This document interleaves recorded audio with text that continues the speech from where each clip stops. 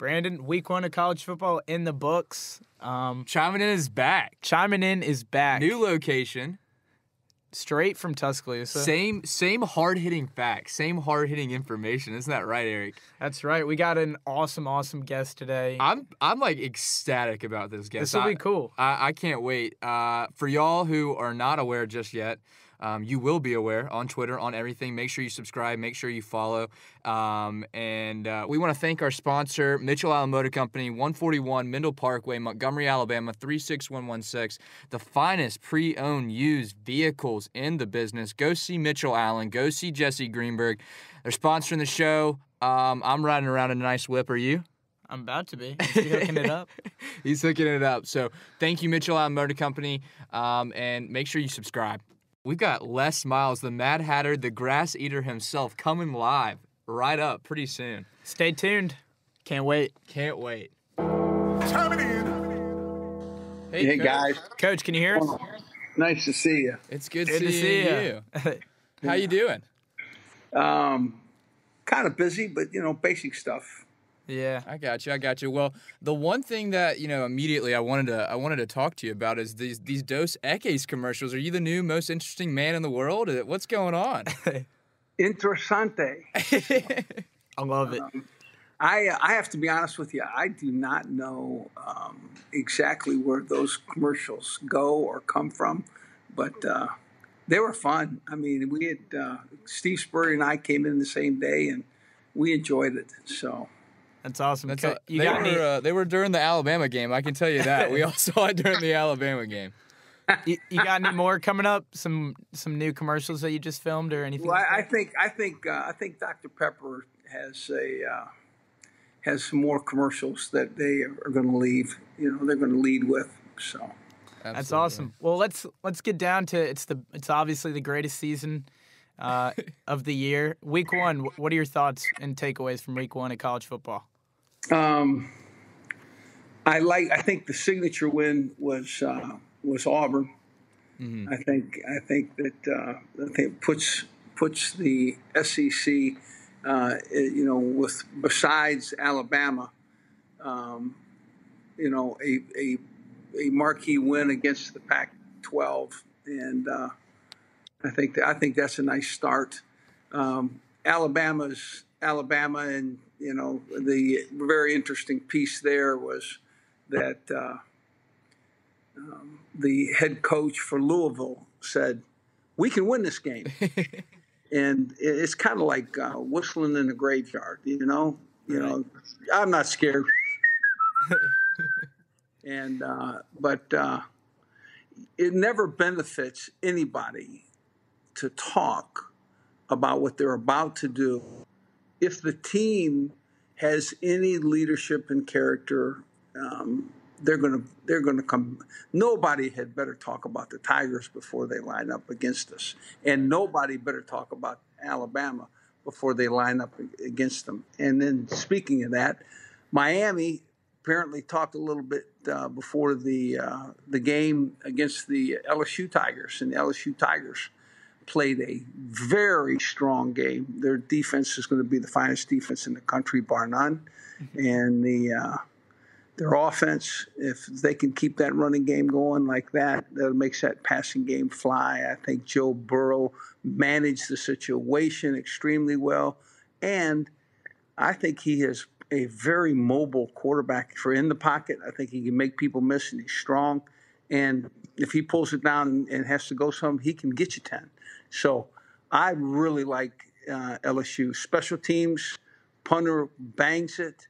The kickoff kicks it in the end zone, and the field goal guy is 4 for 4. So I just want you to know, I think the SEC is going to have, and I really didn't get to see a lot of Georgia, but they are a talented Right. team, and Kirby's done a great job. So it's the usual cast of characters, but I think it's a talented group.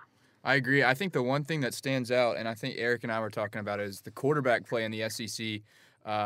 It's stepped up big time in the first week. I know it's the first week, and it's a little bit of a test, but or sample size, but the quarterback play was unreal. But what you said about Coach Paterno at Louisville, Petrino. Yeah, I don't know how to say it ever. When you play a vintage LSU team like you used to coach or an Alabama team, do you not want to be trying to get your players to think they can win the game? I know you don't want to talk as much, but what kind of is the psyche as a coach? Yes, absolutely. You never take the field without the opportunity to win. That's crazy. But you do not incite a riot in the other locker room. Are you kidding me? They said they're going to beat us. Are you kidding me? Hey, whatever happened to talk softly and carry a big stick? Yeah. You know, I mean, me personally, I look forward to, competing against the very best. I think our teams showed that, and I didn't feel like I always felt like it was a mistake to talk about the Tigers before they played us, and I always felt like it would be a mistake to talk about other teams before you played them. Do you and Coach O, do you guys stay in touch? Do you shoot him a text after the game or talk to him much?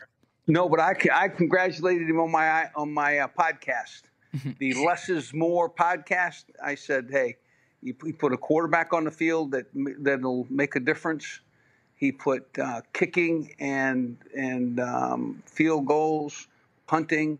That'll make a difference. I think he's got the defense. Dave Aranda is special, and so my opinion, that's a very well-rounded club. A club that can beat you a bunch of different ways, and I say congratulations to O. Yeah, shout out to the Less is More. The Less is More. Podcast. Chimin In viewers, listeners, get over there and go follow the Less is More podcast.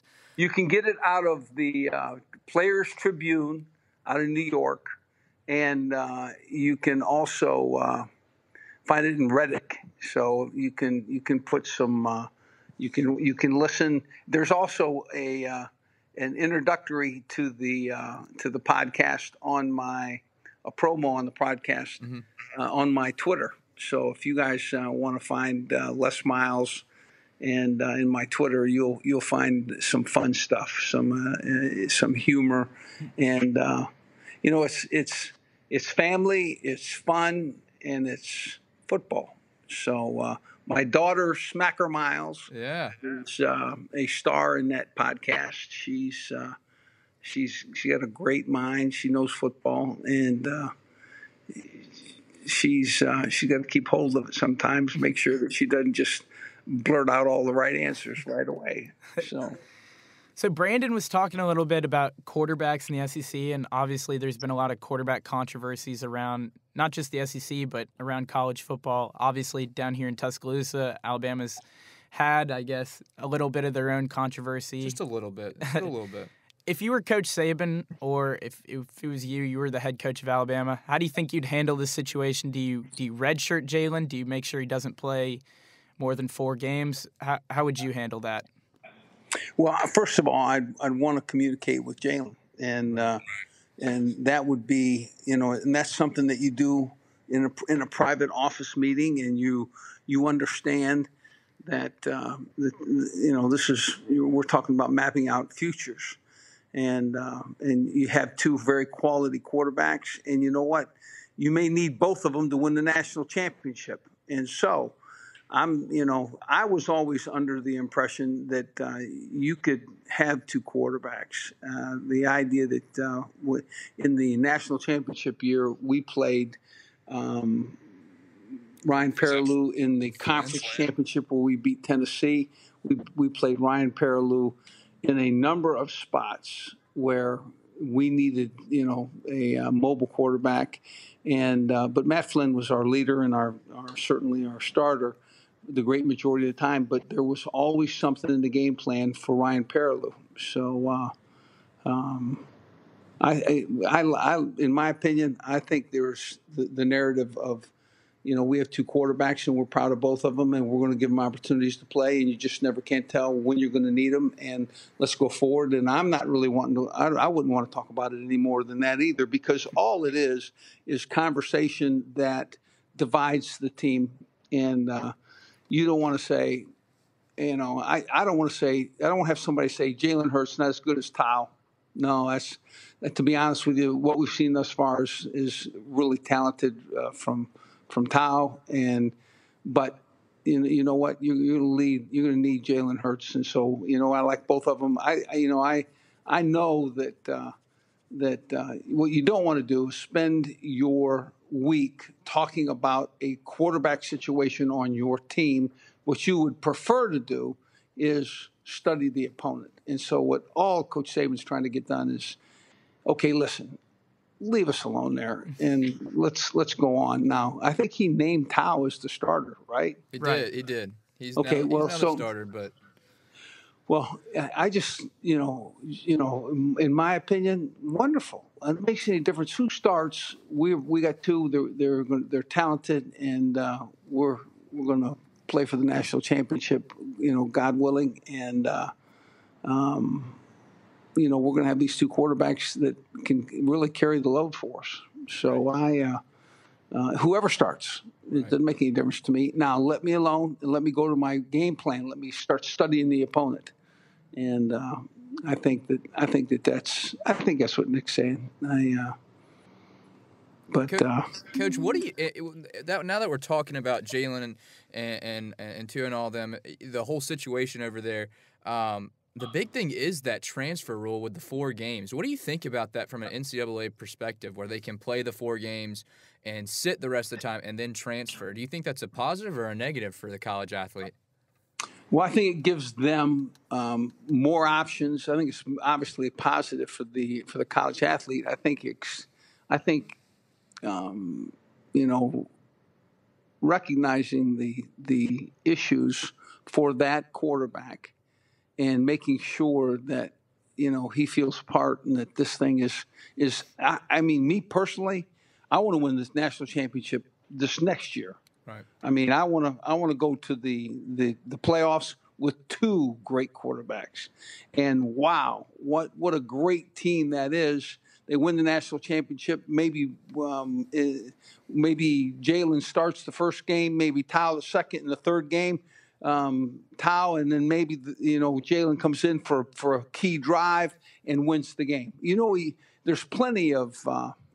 There's plenty of opportunity, especially for an Alabama quarterback, because they got such a great defense. But defense is going to turn it over to them, and special teams are going to be, extremely good. And I tell you one thing, I sure do like winning, and winning is something that they do there, pretty routinely too. So I guess what I'm saying is 4 games, and then transfer. 4 games and then redshirt. 4 games, and it's a. I guess what I'm saying is the NFL is going to find the best players, and if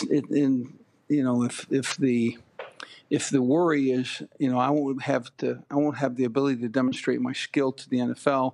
That's a mistake, because they're going to find that. Right.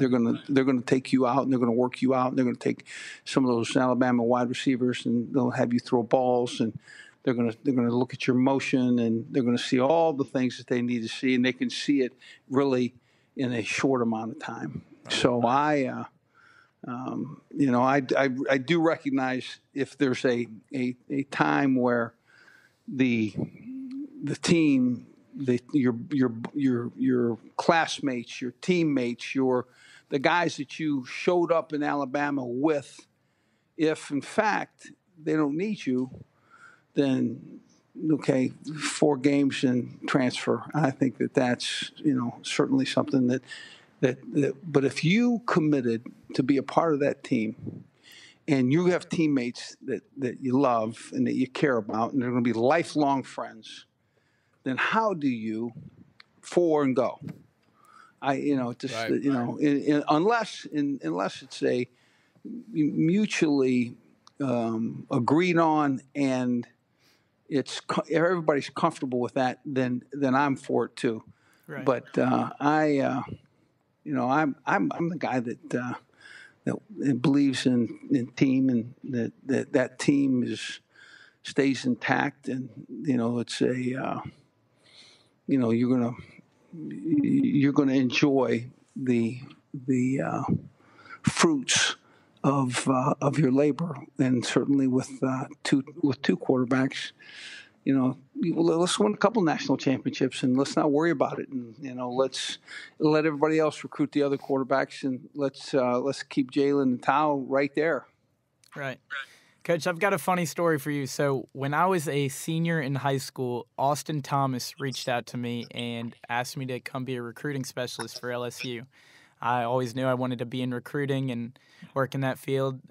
He knew both my parents went to Alabama and my brother was here at the time, so it was going to be a hard pull. But I took a visit up to LSU, and I saw you walking by, and I was wearing this SEC needlepoint belt, and it had all the SEC schools. And you walked by me and you said, "Is that a Michigan logo?" And I said, "No, sir, Coach. That's a Missouri logo." But ever since then, I've always thought that you'd end up coaching at Michigan, and I know that was speculated to be your dream job. Do you see yourself coaching? Do you want to get back into coaching? Have you been thinking about it? Oh, absolutely.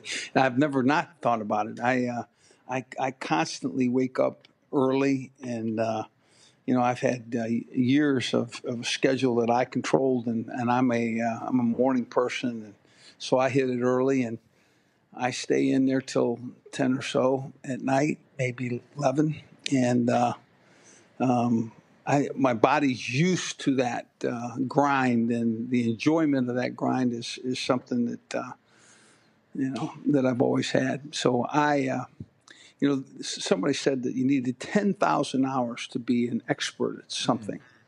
And if I'm gonna be an expert at anything, I think my 10,000 hours came in coaching college football and being a head coach. So I enjoy acting. I think it's a challenge. I don't think it's easy. I've had life's experience, so I can relate to the characters, certainly. I enjoy commercials. I think you guys will have fun with those.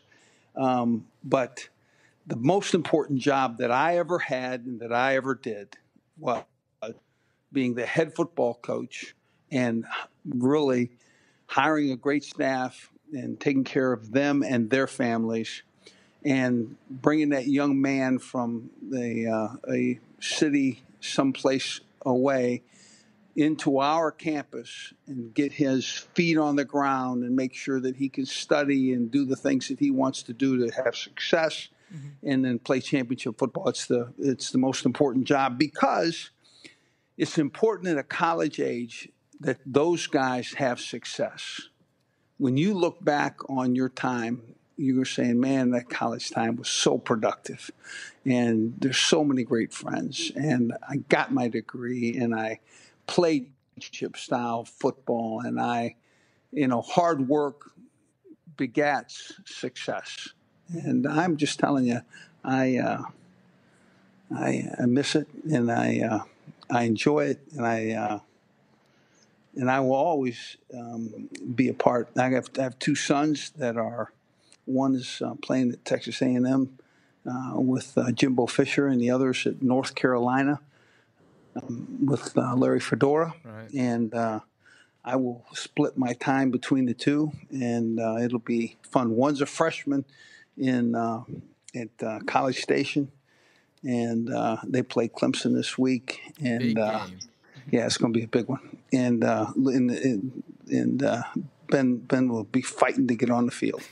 And Manny Miles will be a backup quarterback at an East Carolina game at East Carolina. And I can tell you that he is also fighting to get on the field, which is a wonderful thing. That's what college football is about: competing and the enjoyment of winning as a team, and that there's enough positive to go around if the team just wins. So.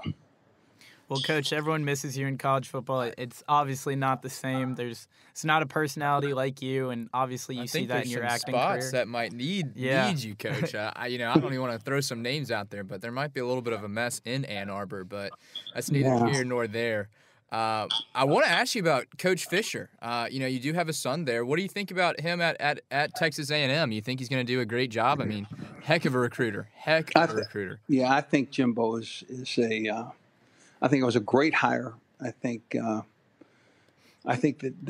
they'll have to be physical for Jimbo, and I think that'll be something that he'll get accomplished. And when he does, they are athlete enough, and he's a smart coach and knows what to do. And I think Ben will be very happy at Texas A&M. Coach, I have a question for you. Eric went down memory lane with the needlepoint belt. I was in the stadium, Bryant-Denny Stadium, back in 2011, game of the century. I just wanted to know, what was it like to be the coach in a game like that? I mean, that game was blown out of proportion. It was unreal, the embarrassment of riches of talent on that field. But what was it like? On both sides, just unbelievable. Unreal. What was it like? Kind of like just getting ready for that game. I can't imagine it being another just game week. And the grass. Tell us about the grass pregame, about everything. Well, they called it the game of the century. They called it the biggest game ever.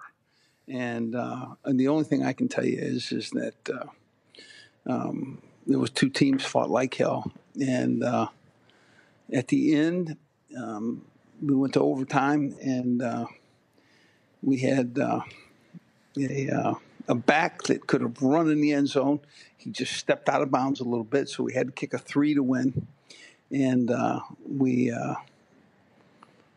and the grass at Bryant-Denny Stadium is just great. Just great. Doesn't compare to Death Valley, though, right? No, I think there's a piece more wind in the Death Valley place, but it was. I got to be honest with you. They turned on more music, in the decibel level was that of a jet airplane. And I'm telling you right now, I got a headache by the time I ran from the gate, from the open tunnel to the bench, because it was just rocking. And I promise you, there's nobody that could have enjoyed it at the decibel level that it was. And then the game started, and hey, guess what? It was normal again. I said, they should plan on keeping that pregame music down a little bit. So, but it was classic college football. Fought like hell.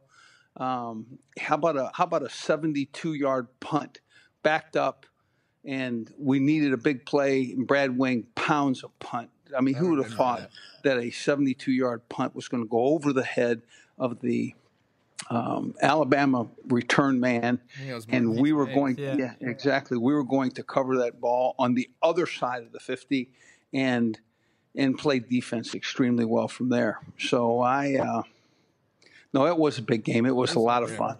Yeah, it was. I've always said, I've been to, a couple national championship games for Alabama. I'm an Alabama fan. I'm sure you're aware of that by now. But I was with my grandmother at that game. I can't really imagine another game that really was like that. Even national championship games, just the hype leading up to it and everything like that. I cannot compare it to anything else. So to be a coach and be a player in that atmosphere, truly something special. No, I agree with you. And our guys felt the same way. We're respectful of the competition, and we recognize the ability of a great Alabama team. So to go there and steal victory was certainly something that everybody that was on our sideline will remember for a long time. Now, they had the opportunity in the national championship to come back and play us yet again. So they were sitting there watching us play for the conference championship and getting mad. And they were sitting there knowing that the team that beat them is ranked in front of them. And yet it was obvious to me that they were the second best team in the country, but we'd already beaten them. Right. And certainly, somebody could have made an argument you should never repeat a game played late in the year again because our guys, for whatever reason, and I know they were motivated to play, they'd already beaten the team. And I, no matter what I said, no matter how I approached it, it just didn't seem to be enough for me to get their attention in that game. So, of course, it was 7-0 for a long time. Then it was 14-0 for a long time. And I want you to know, when you're down 2, you make a play or two, and you're back in it. It's a one-score game. Right. And then late in that game, they scored 21, and that was they put the fork in us, and we were done for the day. So, we'll try and get to some more positive things. We don't want to. It was a great rivalry. I loved it. So it's my. I told Eric the other day. I of all the SEC teams, I'm not a big Georgia guy. I will say that Auburn, obviously a huge rival. I've always respected LSU the most. It's just like.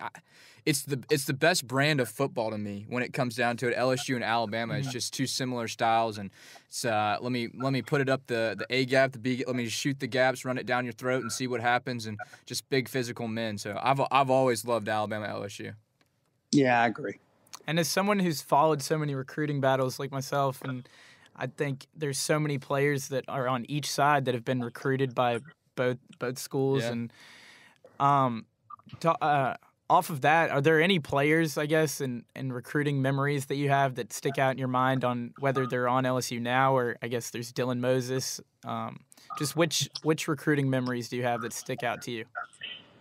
Well, Dylan Moses certainly was committed to LSU. Should Coach Miles still be the head coach there? And there was a number of guys that year that pulled away, and I think that probably is not an indication of how LSU will recruit, from this point forward. But I can tell you this, that in the chapter of recruiting, if you're in this state, you want to play at LSU. Right. And if you're in Alabama, remember, we had a nice linebacker that we took out of Alabama. Now he had hurt his. Yes, correct. Quan is an All-Pro backer, and he hurt his knee, and it was a muscular tendon issue, and so we went in there and recruited him. And when he showed up, he was always physical. He was always fast. I mean, we needed him. And so you'll find that, Alabama will come in and get a guy now and then. And the one that, in my opinion, that really got away was the big left tackle, Robinson, I think. Nah, it wasn't Robinson. Cam Robinson? Yeah, it was Cam Robinson. Yeah, it was West Monroe. That's correct. And that's the one that if we had old Cam at left tackle, we'd have been happy. But he had the big elephant in his sights. So, right. I think there are just so many memorable guys on both sides. You still see it now. I mean, Kelvin Joseph at LSU, and got Dylan Moses there, Chris Allen, just Cam Sims. The state of Louisiana Allen is unreal. How does Chris Allen end up at Alabama? I swear. You tell us. He was on your campus, right? No, not yours, but LSU. Yeah. Yeah, right. I mean, right here. So we're. He was going to be a great backer. I mean, there was a bunch of guys, to be honest. It's crazy. And then you still have Nick Brissett, obviously, is showing out now. I know you recruited him, right? Correct? Nick, absolutely. Yes, Nick sir. was great friends with my son Manny Miles. They were teammates. He had spent some 6th, 7th, 8th grade years on our couch sleeping, or in upstairs in Manny's area, and we enjoyed him. Rita Brissett, Nick's mom, wonderful woman, and so to be honest with you, he was committed to Texas, and it was the thought that Nick, who is the all-time leading rusher in the state of Louisiana, and the all-time leading scorer in the state of Louisiana, all divisions. Mm-hmm. So why would you give up being the all-time? No one would ever talk about it in Texas or Alabama or any place else. But in this state, you're the all-time. Are you kidding me? And so I think that made a tremendous difference. And Wendell, who was his eldest brother, passed away, and really unexpectedly. And I think the people in the state and the people in the city of Baton Rouge kind of took it upon themselves to come around. I think Wendell passed on a day that they were moving. I think they waited a day, and that next day, probably 100 people from the community kind of came into the to help them move and get them squared away. And I mean, what a tough day. So, but those days, thank goodness he was in Louisiana so that somebody could take care of him.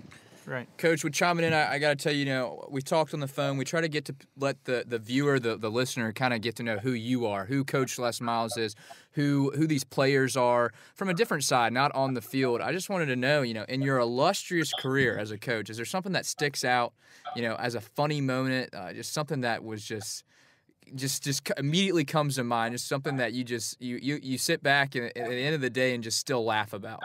Doesn't have to be football on the field. It could be anything that you can remember.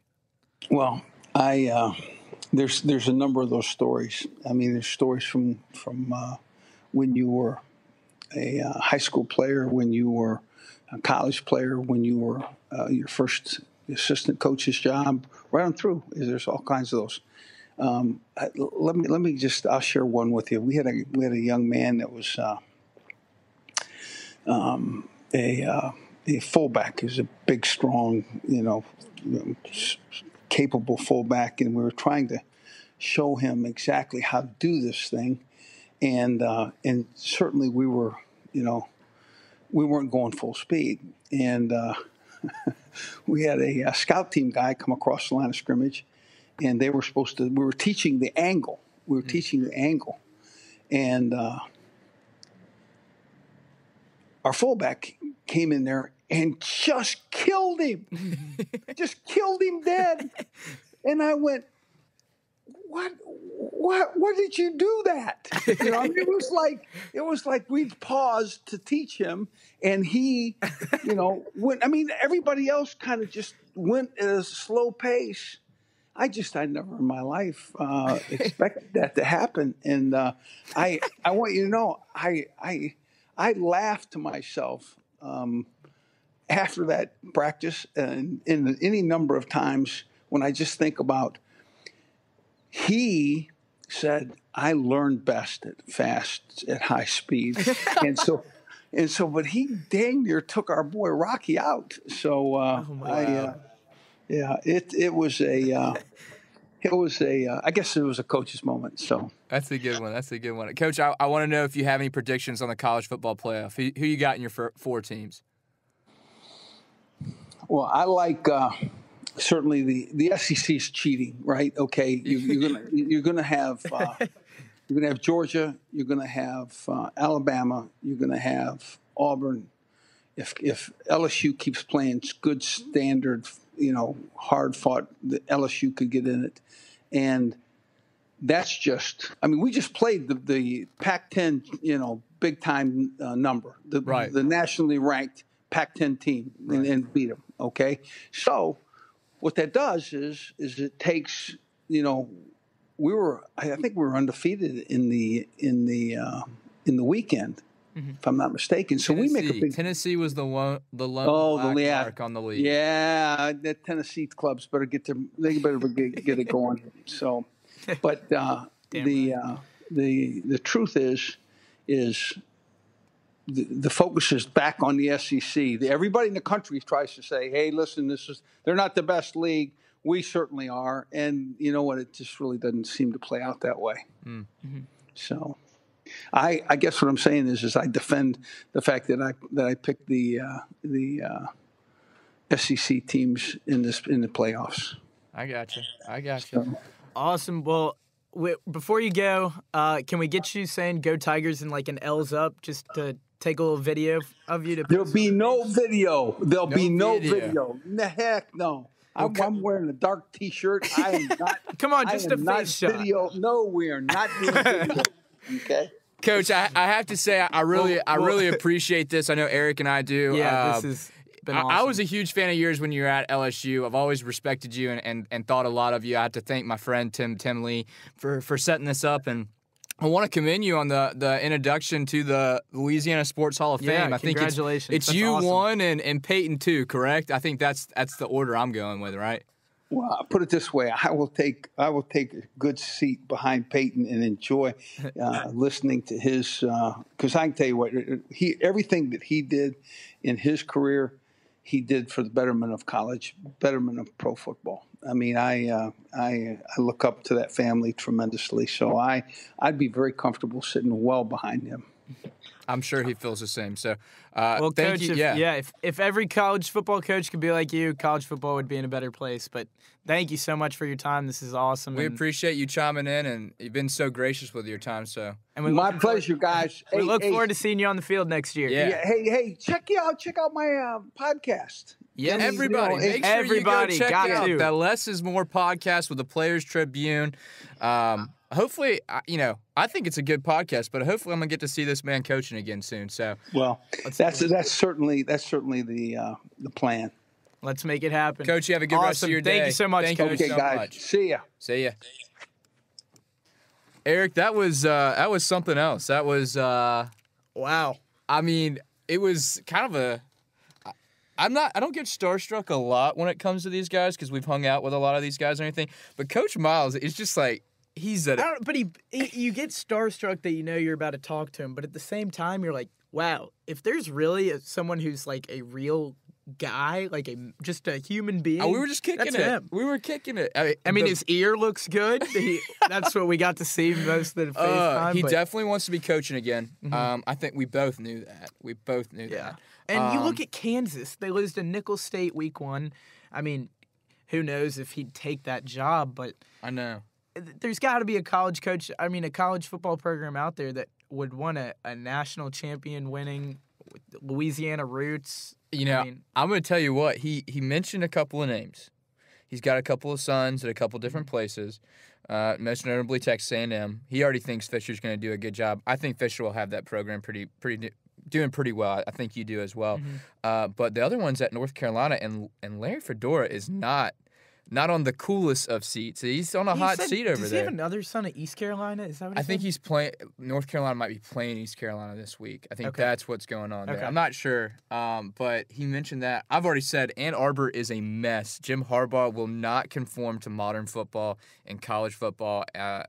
You want a Michigan man who loves football. If you're listening to this, you will be able to visualize the passion that is coming off that man's recording off audio. He loves football. He loves football.